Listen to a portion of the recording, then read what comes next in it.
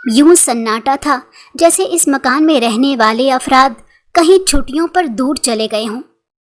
لیکن اسی دوران رات کے اندھیرے میں سسکیوں کی آواز بلند ہونے لگی۔ اپنے پاؤں کو سمیٹے میں اپنی سسکیوں کا گلا گھونٹ رہی تھی، بالوں کو بے دردی سے نوچنے لگی۔ یہی وقت ملتا تھا جب میں اپنے دکھ کا ماتم منا سکتی تھی۔ میرے پاس تو میری عزت بھی باقی نہ رہی تھی۔ خوف اور ڈر سے مجھے یوں لگتا تھا کہ جیسے ابھی کوئی مجھے دیکھ رہا ہو۔ چیخیں مارتے ہوئے میں نے خود کو کمرے میں بند کر دیا۔ اپنے جسم کے نشان تو میں چھپا سکتی تھی، لیکن روح کے داغ کا کیا کرتی؟ میرا نام انیتا ہے۔ میں اپنے والدین کی اکلوتی اولاد ہوں۔ ہم لاڑکانہ شہر میں رہتے ہیں۔ میرے ابا اور ان کے 2 بھائی مل کر اپنا کاروبار چلا رہے ہیں۔ اپنی مارکیٹ کے سب سے پرانے تاجر ہیں اور اس وجہ سے لوگ ان پر مکمل بھروسہ بھی کرتے تھے۔ کاروبار دن بدن ترقی کرتا جا رہا تھا۔ دادی نے ان کی ایسی تربیت کی تھی کہ کبھی بھی ان تینوں نے آپس میں حسد اور نفرت پیدا نہیں کی تھی۔ کبھی بھی ہمیں رزق کے معاملے میں کوئی تنگی نہیں ہوئی تھی، بلکہ ہمارے گھر آنے والا کوئی فقیر خالی ہاتھ واپس نہیں جاتا تھا۔ میری اماں اور تائی چچی سب مل کر رہتی ہیں۔ کبھی کسی نے ایک دوسرے کی بات کا برا نہیں منایا۔ دادی نے پہلے دن سے ہی ان سب کی ڈیوٹی ان میں بانٹ دی تھی۔ شاید یہی وجہ تھی کہ سب اپنا کام ایمانداری سے پورا کرتی اور گھر میں ماحول خراب نہیں ہوتا تھا، بلکہ ایک دوسرے کے بچوں کو بھی ڈانٹ دیتی تو کوئی دوسری خبر لینے کو نہیں آتی تھی۔ میری اماں ہی سب بچوں کو ٹیوشن پڑھایا کرتی تھیں۔ گھر کے سارے بچے اماں کے پاس آتے تھے کیونکہ میری اماں نے ڈبل MA کر رکھا تھا۔ میں نے جب آنکھ کھولی تو یہی پیار محبت اپنے ارد گرد دیکھا تھا۔ شروع سے ہی میں نے گھر میں بہت لاڈ اور پیار دیکھا۔ کبھی کوئی مجھ سے اونچی آواز میں بات تک نہیں کرتا تھا کہ نازک دل ہونے کی وجہ سے ڈر کر بے ہوش ہو جاتی تھی۔ میری اماں سائی کی طرح ہمیشہ میرے ساتھ رہتی تھی۔ گھر میں مجھے ہمیشہ سے ایک مہارانی والا ماحول ملا تھا۔ اسکول صبح لے کر جانے کی ذمہ داری بھی اماں کی ہوتی تھی۔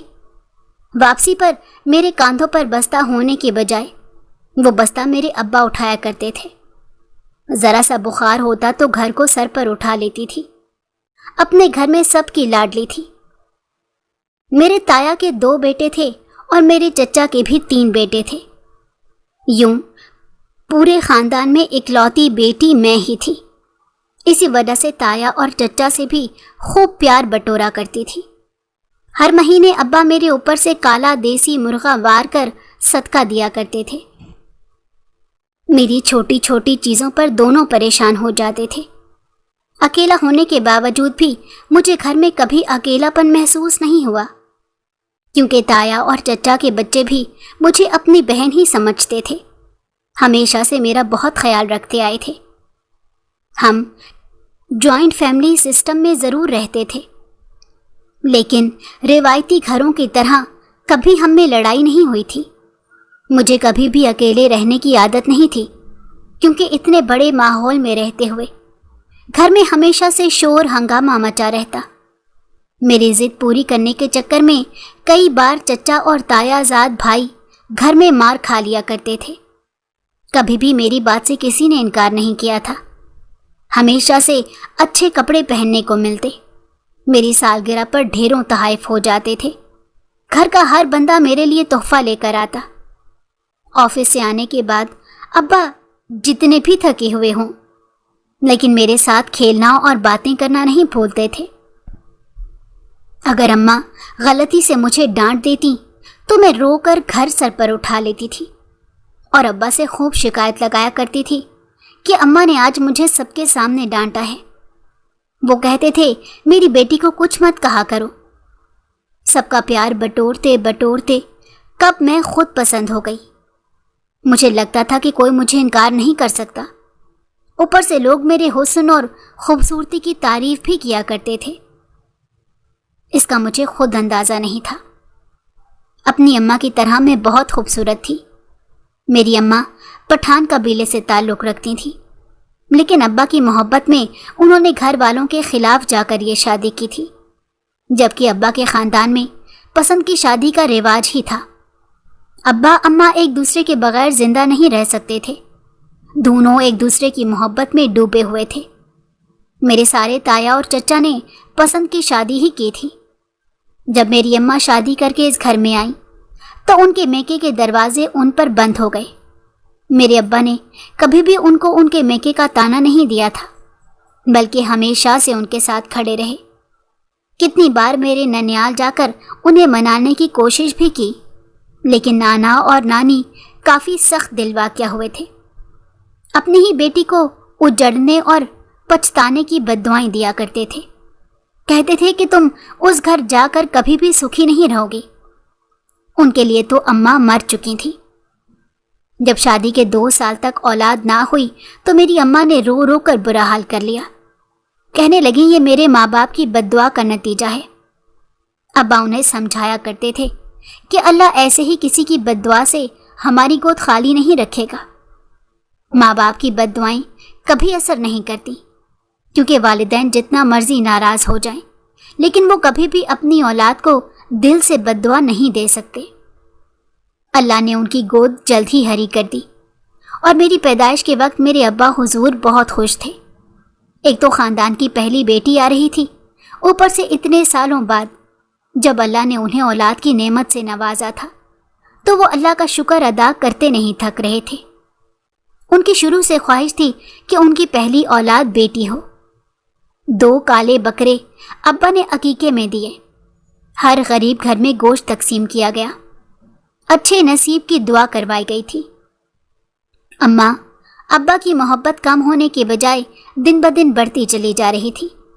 लोग उनकी मोहब्बत की मिसालें दिया करते थे। मेरी अम्मा तो हर महीने सदका निकालती थी कि कहीं उनकी मोहब्बत को नज़र ना लग जाए। शुरू के 5 साल तो घर में चच्ची, ताई और अम्मा से लाड उठाते ही गुजर गए। अम्मा घर में जब पढ़ाने बैठती तो मैं बड़े शौक से किताबों का सबक याद किया करती थी। सेब की तरह लाल लाल गाल थे, सुनहरी गोल्डन बाल, जिसको अम्मा हर वक्त 2 चुटियां बांधे रखती। बड़ी बड़ी आंखों से किसी को भी मुतवज्जो कर सकती थी। अम्मा कहती थी कि मुझे तो डर ही लगा रहता है कहीं तुम्हें किसी की नज़र ना लग जाए। कभी गलती से बचपन में अगर मैं नाना या नानी के बारे में कोई सवाल करती तो वो रोने लग जाती थी।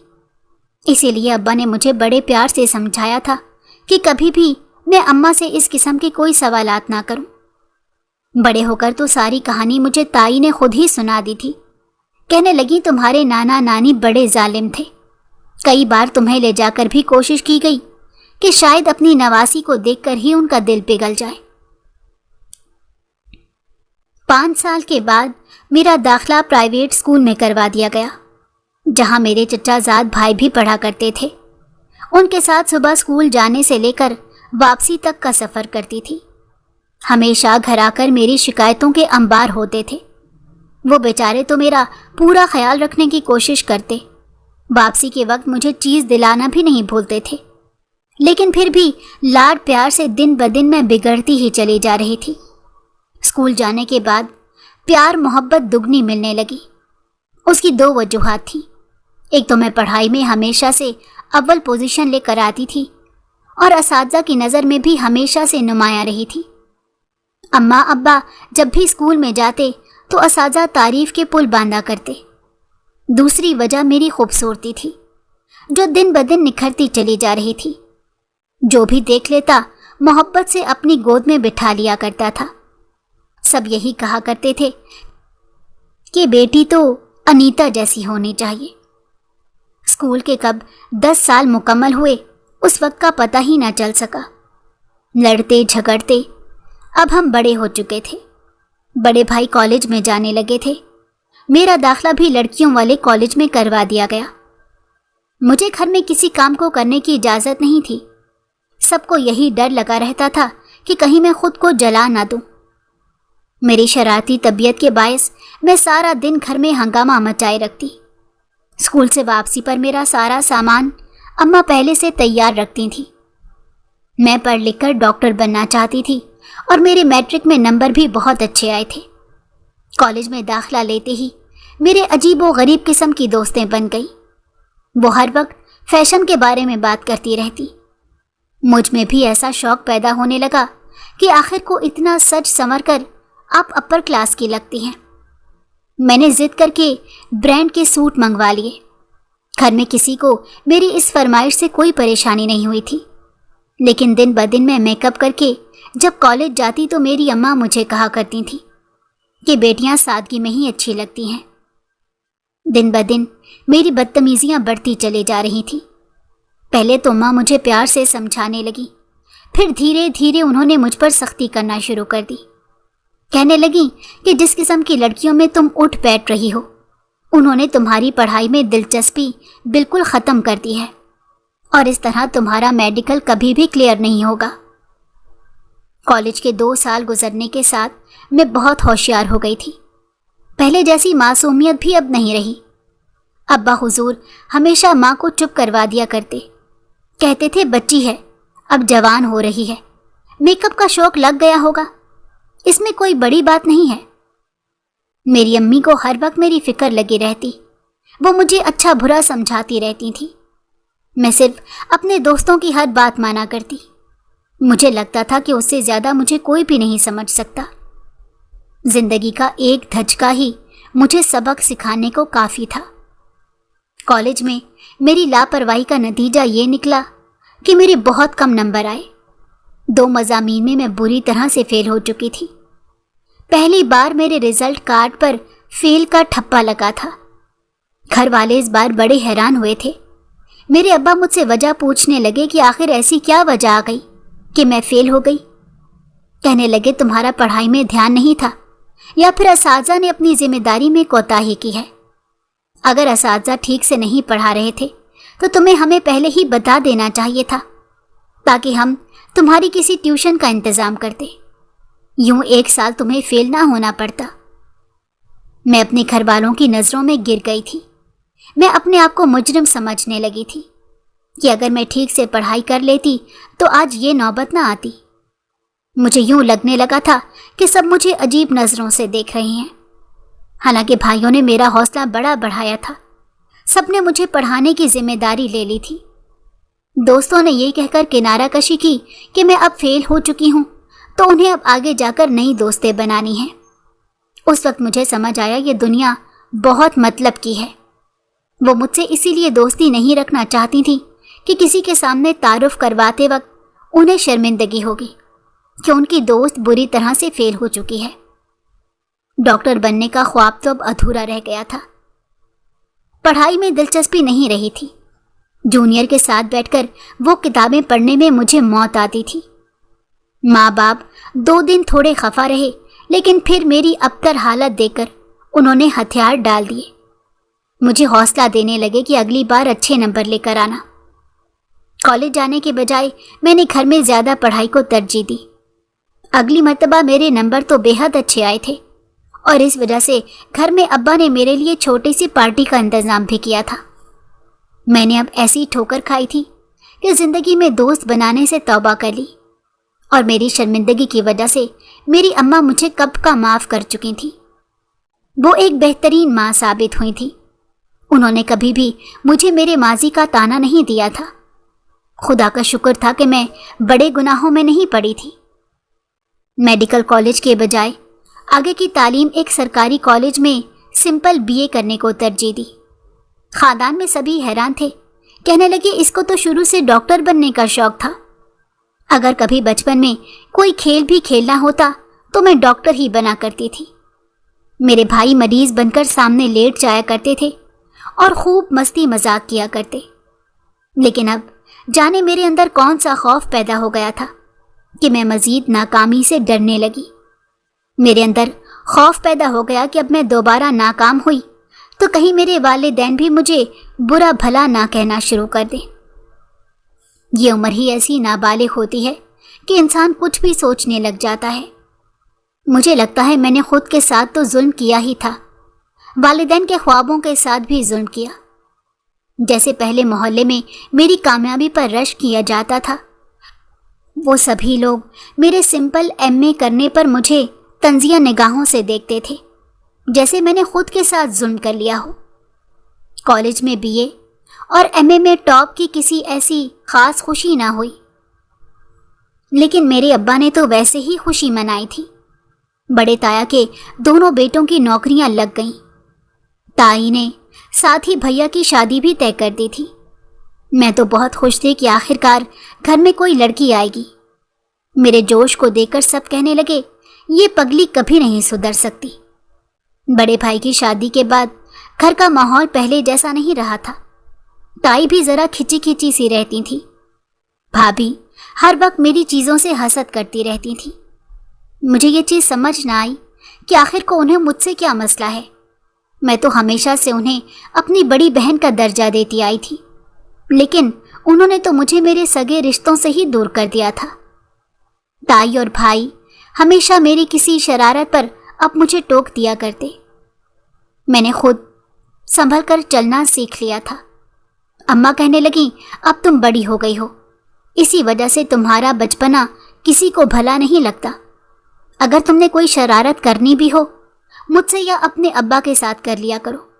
बाकी घर वालों को तंग करने की कोई ज़रूरत नहीं। ये बचपन भी कितना हसीन होता है कि आपकी हर कोताही को भूल समझकर माफ़ कर दिया जाता है, लेकिन जैसे जैसे आप बड़े होते जाते हैं, आपको माफ़ करने का मार्जिन भी ख़त्म हो जाता है। फिर आप ज़रा सी भी गलती कर दें तो लोगों की नज़रों में बुरे बन जाते हैं। इसलिए जिस तरह अम्मा ने कहा, मैंने वैसा ही रवैया अख्तियार कर लिया। कई बार छोटे चचाजाद भाई मुझसे पूछा करते थे कि अब पहले की तरह शोर क्यों नहीं मचाती हो, घर में जैसे रौनक ही ख़त्म हो गई हो। मैं मुस्कुरा कर कह दिया करती थी कि अब मैं छोटी बच्ची थोड़ा ही रही हूँ। मैं बाप की लाडली होने के बावजूद एक सीधी साधी लेकिन पुरएतमाद लड़की थी। मैं हुस्न और खूबसूरती के आला पैमानों पर भी पूरी उतरती थी। अच्छी से अच्छी तालीम हासिल करना मेरे ख़ानदान में ऐसे ही ज़रूरी था जैसे रोज़ कपड़े पहनना और खाना पीना। अपनी एक गलती को दुरुस्त करने के बाद डॉक्टर तो ना बन सकी, लेकिन मैंने भी एमए एमएड किया और एक अच्छे स्कूल में टीचिंग करने लगी। शादी के लिए रिश्ते आने लगे तो मेरी सिर्फ एक ही शर्त थी कि मैं शादी के बाद भी उसी स्कूल में अपनी मुलाजमत जारी रखूंगी। बाकी सब कुछ मैंने माँ बाप की मर्जी पर छोड़ दिया था। मुझे बस ट्रे पकड़कर उनके सामने पेश होना बाकी था। ताई और अम्मा ने पूरी जान लगा दी थी मुझे घर के काम सिखाने में कि मैं किसी तरह कुछ खाना बनाना सीख लूं। कुछ दिनों में ही उस घर से चले जाना था। अब तक तो खुद को मसरूफ रखा हुआ था, लेकिन बाद में न जाने कैसे ज़िंदगी गुजरने वाली थी। एक रिश्ता मेरे माँ बाप को बड़ा पसंद आया। जब उन्हें लड़का हर लिहाज से अच्छा लगने लगा तो मैंने भी हाँ कर दी। लड़के की तस्वीर देखने में कोई दिलचस्पी नहीं थी। शौहर मेरा दुबई में नौकरी करता था और घर वाले सारे गांव में रहते थे, लेकिन उन्हें मेरे शहर में रहने से कोई एतराज़ नहीं था। अलबत्ता मेरे शौहर ने भी कह दिया था कि हम यहाँ अपना मकान बना रहे हैं और शादी भी मकान मुकम्मल करने के बाद होगी। उनके सादे रवैये को देखकर मेरी अम्मा ने तो फौरन ही हाँ कर दी। कहने लगी कि इस तरह के सादा लोग आजकल नहीं मिलते। चट मंगनी पर ब्याह वाला मामला था, क्योंकि लड़के ने दोबारा अपनी नौकरी के सिलसिले में दुबई जाना था और जाने से पहले वो लोग शादी करना चाहते थे। जैसे ही मेरी शादी की तारीख रखी गई, घर में जैसे अफरा तफरी सी मच गई।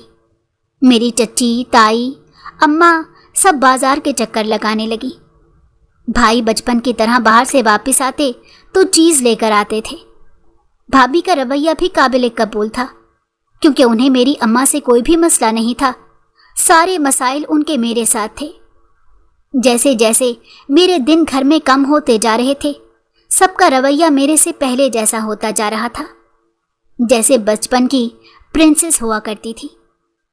शादी के दिन मैं बहुत घबराई हुई थी, क्योंकि आज तक अम्मा के बगैर मैंने कहीं एक रात तक नहीं गुजारी थी।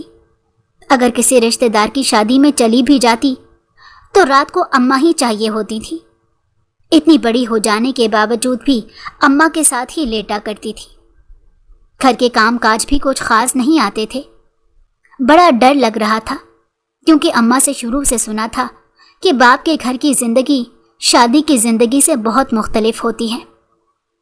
شوہر کے رویے کا خیال رکھنا پڑتا ہے اور سسرال والوں کو بھی کبھی ناراض نہیں کرنا ہوتا۔ میری اماں مجھے سمجھانے لگی کہ تم نے وہاں جا کر کوئی بھی شرارت نہیں کرنی، پہلے ان کے رویے کو سمجھنے کی کوشش کرنی ہے اور خود کو ان کے مطابق ڈھال لینا ہے۔ اچھی لڑکیاں ہمیشہ سے اپنا گھر بسا کر رکھتی ہیں۔ تائی اور چچی نے ساری چیزیں میری پسند کی خریدی تھیں۔ میری شادی کا خرچہ بھی ابا کے ساتھ تایا اور چچا نے بانٹ لیا تھا۔ کہنے لگے ہماری ایک ہی تو بیٹی ہے، ہم اس کو اچھے طریقے سے رخصت کرنا چاہتے ہیں۔ جیسے جیسے لمحات قریب آتے جا رہے تھے میرا دل تیزی سے دھڑک رہا تھا۔ نکاح کے صفحے پر کیسے سائن کیے سمجھ نہ آئی۔ اپنی زندگی کسی اور کے نام لکھ چکی تھی۔ سسرال میں 4 کمروں کا نیا مکان تھا۔ میرے شوہر اچھے دھیمے مزاج کے انسان تھے، میرا بہت اچھے سے خیال رکھتے تھے۔ کہنے لگے ہمیں اچھے سے دوستی کرنی ہوگی، تبھی ہمارا رشتہ زیادہ عرصے تک چل سکے گا۔ ان کی باتوں کا انداز بہترین تھا۔ مجھے اپنے والدین کی پسند پر فخر ہوا تھا کہ انہوں نے میرے لیے ایک بہتر انسان چنا۔ سسرال والے تو شادی کے اگلے دن ہی اپنے گاؤں واپس جا چکے تھے۔ میری ساس کہنے لگی ہمارے گاؤں میں بہت سے کام ہیں، اس وجہ سے ہمیں جانا ہوگا۔ شادی کے کچھ ہفتوں بعد میرے شوہر کی چھٹی ختم ہو گئی۔ ابھی تو ہماری دوستی ہوئی تھی، دل میں آیا کہ روک لوں۔ ان کے جانے کے بعد میں کیا کروں گی؟ کس طرح سے اس اکیلے گھر میں زندگی گزاروں گی؟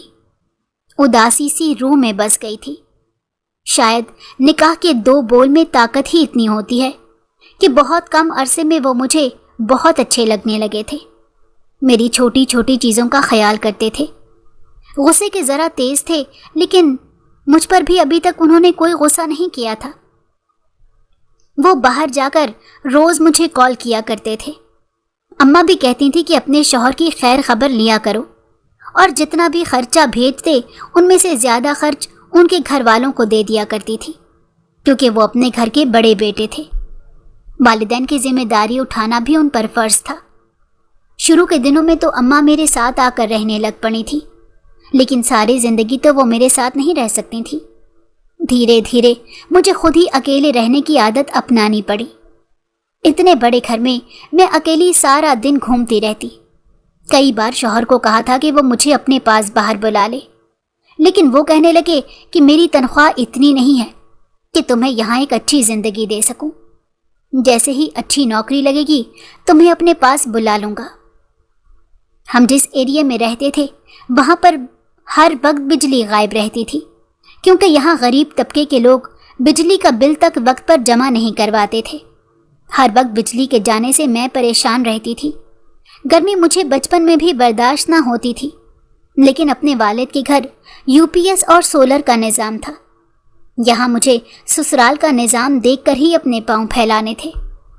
شوہر نے میری پریشانی دیکھتے ہوئے کہا کہ میں تمہیں 1 مہینے بعد اچھی رقم بھیج دوں گا، تم اپنے لیے سولر لگوا لینا تاکہ بجلی کی پریشانی دور ہو جائے۔ میرے شوہر نے خود ہی سولر والوں سے بات کر لی، اور 1 مہینے بعد اپنے وعدے کے مطابق شوہر نے کہا کہ آج سولر والے گھر آ کر سولر پینل لگا دیں گے، تمہاری پریشانی دور ہو جائے گی۔ میں بہت خوش تھی کہ ہمارے گھر میں کوئی نئی چیز لگنے جا رہی ہے۔ جیسے ہی سولر والے 4 آدمی گھر آئے تو میں نے انہیں چھت کا راستہ دکھا دیا اور خود نیچے آ گئی تاکہ ان کے لیے شربت بنا سکوں۔ نہ جانے کیوں مجھے لگ رہا تھا کہ جیسے وہ نشہ کر کے آئے ہوں۔ عجیب سی سرخ آنکھوں میں وحشت سی تھی۔ بات کرنے کا انداز بھی کافی خراب تھا۔ دل میں سوچا کون سا میں نے انہیں اپنی بہن کا رشتہ دینا ہے جو ان کے بارے میں اتنا برا محسوس کر رہی ہوں۔ مجھے ان کی نظروں میں حوث دکھائی دی تھی۔ دوپہر کا وقت تھا، نہ جانے کیوں ابھی کام کرنے کو آ گئے تھے۔ ان کو چاہیے تھا کہ شام کو آتے، اپنے ابا کو فون کر کے ہی بلا لیتی، ان کی نگرانی میں کام ذرا اچھا ہو جاتا۔ ان کا شربت لے کر جیسے ہی کمرے میں گئی تو انہوں نے مجھے پکڑ لیا۔ اچانک اس حملے سے میں ابھی سمجھ نہیں پائی تھی کہ ایک آدمی مجھے بستر پر لیٹا چکا تھا۔ میں ہاتھ پاؤں مارنے لگی اور آوازیں نکالنے لگی۔ जैसे ही मुंह खोला तो दूसरे आदमी ने मेरे मुंह के ऊपर हाथ रख दिया। गंदी गंदी बातें करने लगे, जिसको सुनकर मैं शर्म से पानी पानी हो गई। उन्हें खुदा के वास्ते देने लगी। माँ बहन का याद दिलाया कि मुझे बख्श दो। वो आगे से हंस रहे थे। उनकी हविस और वहशत ने मुझे दिन में तारे दिखा दिए, मेरे पाक दामन वजूद को दागदार कर दिया। मुझे खुद से नफरत होने लगी थी। इस खूबसूरत जिस्म का क्या फ़ायदा जब ये मेरे लिए आजमाइश बन गया है। अल्लाह से दुआएं मांगने लगी कि किसी तरह कोई मौजज़ा हो जाए कि ये हैवान मुझे छोड़कर चले जाएं। अपने शौहर को मैं क्या जवाब दूंगी, खुद से कैसे नजरें मिला पाऊंगी। शिकार के मामले में इंसान और जानवर में बहुत अजीब फ़र्क है, और यही फ़र्क इंसान को हैवानियत के करीब तर कर देता है। जानवरों के बरक्स इंसान शिकार के जिंदा जिस्म को ही नोचना शुरू कर देता है। सर से पांव तक उसके तड़पते जिस्म पर अपने दांतों से वार करता है। उसकी गर्दन, कमर और कलाइयों पर अपने दांतों से फूल बनाकर खुद झूमने लगता है। और इस खेल का भयानक तरीन इख्तिताम ऐसे भी होता है कि उस कटे पटे खून आलूद और तड़पते जिस्म को अक्सर जिंदा छोड़ देता है। ऐसे में वो मासूम शिकार बार बार मौत की भीख मांग रहा होता है, क्योंकि उसके बाद की जिंदगी उसके लिए मौत से भी ज्यादा भयानक हो सकती है। मगर इंसान उस तड़पते शिकार को जिंदा छोड़कर मौत से भी बड़ी सजा देता है। मेरे जिस्म के साथ भी शिकारी कई घंटों तक खेलते रहे। दर्द और वहशत से मेरा दुखता जिस्म जिंदगी से मौत की भीख मांगता रहा। मेरे जिस्म के साथ रूह तक फना हो चुकी थी, मगर हविस ज़्यादा प्यासी भूख अभी भी मेरे गिर्द मस्त नाच रही थी। कैसी भूख थी ये जो मिटने का नाम भी भूल चुकी थी। जिस्म की भूख तो कुछ देर के मेहमान जैसी होती है ना, फिर ये भूख क्यों जिंदा है। अभी तक मैं कई बार बेहोशी में जा चुकी थी। उनको उनकी माँओं बेटियों का वास्ता तक दे डाला था। भूख जब हलाल व हराम का दायरा तोड़ डाले ना, तो फिर ऐसी शक्ल इख्तियार करती है जिसे कभी मौत नहीं आती। ऐसी हराम भूख जाहिल और अंधों माशरों में परवान चढ़ती है, जिंदा रहती और सरेआम झूमती है। मेरी बदकिस्मती थी या खुशकिस्मती कि मैं उनके जहरीले वार से भी बच गई थी, लेकिन मेरा जिंदा रहने को दिल नहीं करता था। दोपहर के सन्नाटे में आए थे और रात के अंधेरे में मेरी रूह को जख्मी करने पर फरार हो चुके थे। आजकल के माशरे में लड़की को ही कसूरवार कहा जाता है। मैं खुद को मारने की हिम्मत नहीं कर पा रही थी कि किसी तरह खुद को ख़त्म कर दूं, क्योंकि शौहर को सारा सुनाने का हौसला नहीं था। कैसा जिंदगी का मोड़ था कि नाजों पली बेटी आज तने तनहा अपनी जिंदगी की सबसे बड़ी जंग लड़ रही है। उनके जाने के बाद कई घंटे में आंखें बंद करके खुद का वजूद को महसूस करती रही कि जैसे मेरे जिस्म के साथ आज़ा ही काम करना छोड़ गए हों। थोड़ी देर बाद हाथ पांव हिलाने लगी। दूसरे कमरे में पड़ा मेरे शौहर का फ़ोन बज रहा था। वो मेरी खैरियत मालूम करने के साथ ये भी ना समझ सके कि आज मेरी आवाज़ में कितनी वीरानी है। मेरी रूह की उदासी को वो समझ ही नहीं पाए थे। मैंने भी अपने दिमाग के कड़े कुछ चलाते हुए उनसे ये सब चीज़ें छुपा ली थी।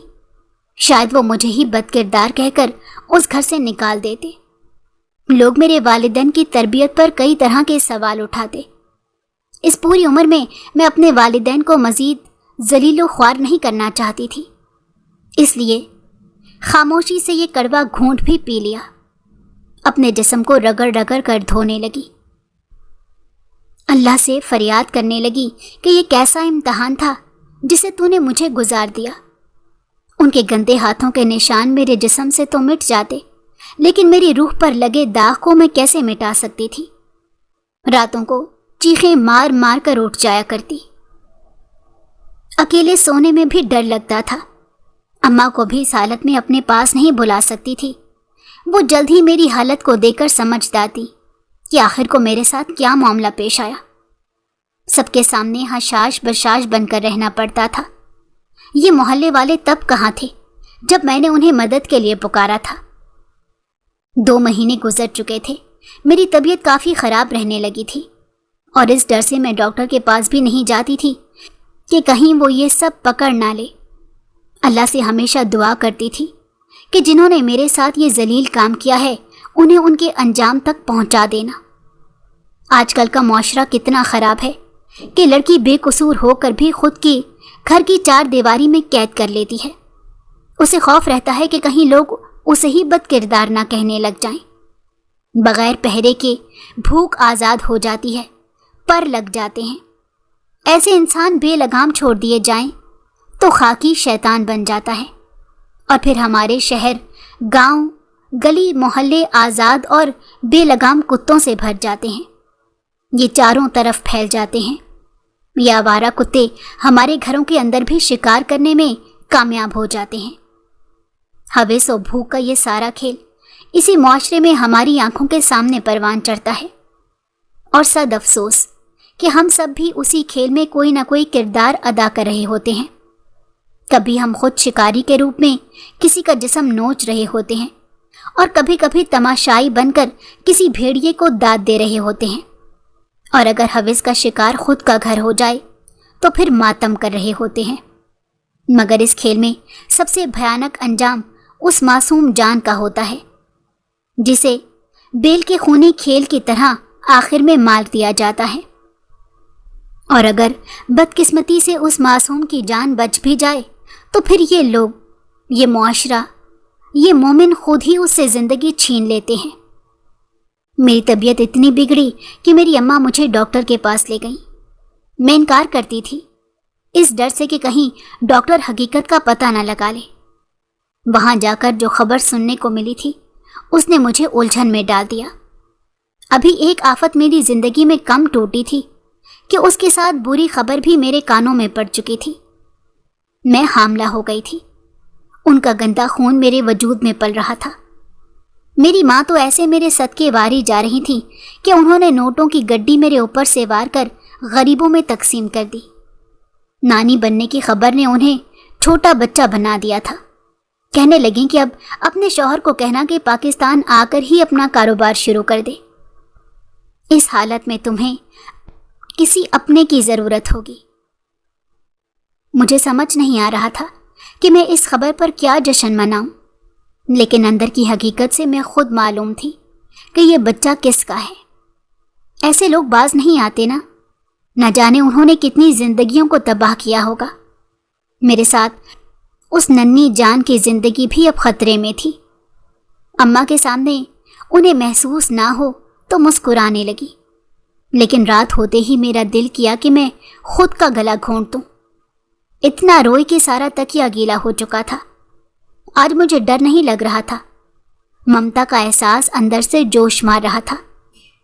صبح اٹھتے ساتھ میں نے فیصلہ کر لیا تھا میں اس بچے کو نہیں ماروں گی۔ میرا شوہر بھی بہت خوش تھا، کہنے لگا میں کچھ دنوں تک واپس پاکستان آ جاؤں گا اور پھر تم دونوں کے پاس ہی رہوں گا۔ ان کی خوشی کو دیکھ کر مجھے اندر سے شرمندگی ہونے لگی۔ میں اب دوہری زندگی جی رہی تھی، ایک وہ زندگی جو اکیلے رات کو کمرے میں سسکتے سسکتے گزرتی تھی، دوسری وہ جو اپنے ماں باپ اور شوہر کو خوش کرنے کے لیے جیتی تھی۔ اگر میرے شوہر کو کبھی حقیقت معلوم ہو گئی تو نہ جانے وہ کیا سوچیں گے، اس ننھی جان کے اوپر کیا ظلم کریں گے۔ اس کا تو کوئی قصور نہیں، یہ بھی میری طرح بے قصور ہے، لیکن معاشرہ نہ تو مجھے قبول کرے گا اور نہ ہی میرے وجود میں پلتی اس ننھی جان کو جینے دے گا۔ میں نے خود سے فیصلہ کر لیا تھا کہ جو بھی ہو جائے میں اس کو اچھی زندگی دوں گی، کبھی بھی ان گندے لوگوں کی پرچھائی اس پر نہیں پڑنے دوں گی۔ اپنے شوہر سے خفا ہونے لگی، کاش وہ کم ہی کماتے لیکن میرے پاس تو رہتے تو کتنا اچھا ہوتا۔ میری اماں روز میرا خیال رکھا کرتی تھیں۔ کئی بار تو میں خوش ہو جاتی تھی اور کئی بار عجیب سی اداسی دل میں بیٹھ جاتی تھی۔ اماں کو لگتا تھا کہ یہ حمل کے دن ہر عورت کے لیے ایسے ہی مشکل ہوتے ہیں۔ میرا شوہر بھی باہر کے ملک سے اپنے ملک آ گیا تھا، میرا خوب خیال رکھتا، کہنے لگا ہم اپنے بچے کی خوب اچھی تربیت کریں گے۔ اسے بیٹیوں کا شوق تھا، میں اس کی باتوں پر زبردستی مسکرا دیا کرتی تھی۔ کئی بار وہ مجھ سے پوچھ چکا تھا کہ کیا تم اس بچے سے خوش نہیں ہو؟ تو گھبرا کر میں نے صاف انکار کر دیا اور کہا کہ کون سی ماں اپنی اولاد سے خوش نہیں ہوگی، اور اپنے رویے کو بہتر بنانے کی کوشش کرنے لگی کہ کہیں میری چوری پکڑی نہ جائے۔ 9 مہینے تیزی سے گزرے۔ ننھی جان میرے ہاتھوں میں آ گئی تھی۔ بچے کی پیدائش پر میرا شوہر بہت خوش تھا۔ اس ننھی جان کو گود میں لیتے ہی ممتا کا احساس مجھ پر حاوی ہونے لگا۔ اس کا چہرہ ہو بہو میرے جیسا تھا، جیسے ان شیطان لوگوں کی اس پر پرچھائی بھی نہ پڑی ہو۔ اس کو چومنے لگی، یوں لگا کہ جیسے وہ میرے جسم کا حصہ ہو۔ میں اب اس بچے کو کھونا نہیں چاہتی تھی، اسے معاشرے سے اس کا حق دلوانا چاہتی تھی۔ بچے کا بہت خیال رکھتی تھی، اس کو اپنے سینے سے لگاتی، ساری رات اس کی انگلی پکڑے رکھتی کہ جیسے وہ مجھ سے کھو نہ جائے۔ شوہر اپنے بیٹے کے لیے ہر نئی چیز لے کر آتے۔ کچھ ہفتے بعد میرے شوہر اچانک کام سے دوپہر کو واپس آئے تو بہت غصے میں تھا۔ کہنے لگا، ابھی میرے ساتھ ہسپتال چلو۔ میں نے پوچھنے کی کوشش کی تو کہنے لگا وہاں جا کر خود ہی دودھ کا دودھ اور پانی کا پانی ہو جائے گا۔ اس کے ساتھ ہسپتال جانے پر معلوم ہوا کہ میرا شوہر تو بچے کا DNA ٹیسٹ کروانا چاہتا ہے۔ میں حیرانی سے اپنے شوہر کی جانب دیکھ رہی تھی، لیکن وہ میرے کسی بھی سوال کا جواب دینے کو تیار ہی نہیں تھا۔ شاید اسے کسی اور سے حقیقت معلوم ہو گئی تھی اور اب تک بہت دیر ہو چکی تھی۔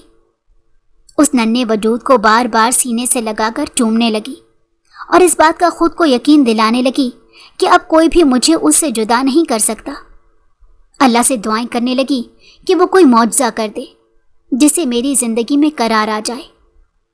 تھوڑی دیر بعد رپورٹ آئی تو میں فوراً سجدے میں گر گئی، کیونکہ اس رپورٹ کے مطابق وہ بچہ میرے شوہر کا ہی تھا۔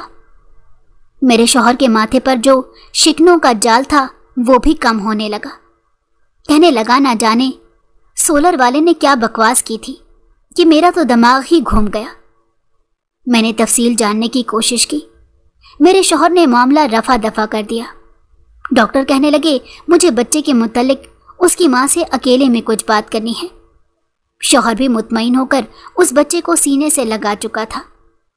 ڈاکٹر مجھے کہنے لگی میں نے آپ کی رپورٹ تبدیل کی ہے، کیونکہ یہاں آنے والے 1000 سے زائد کیس ایسے ہوتے ہیں جو ننھی جان کو یوں ہی پھینک جاتے ہیں۔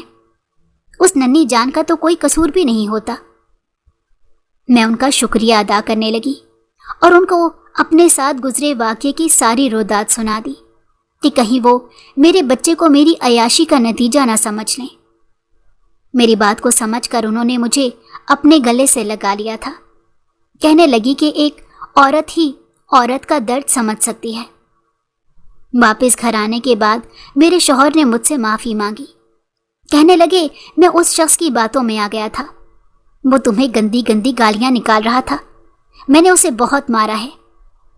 میں خاموش نظروں سے ان کا چہرہ دیکھنے لگی اور بغیر کچھ بولے اپنے بچے کو سینے سے لگا لیا اور آنکھیں بند کر کے لیٹ گئی۔ میں بھی اسی وقت کسی سے بات نہیں کرنا چاہتی تھی۔ میرا سب مردوں سے بھروسہ اٹھ گیا تھا۔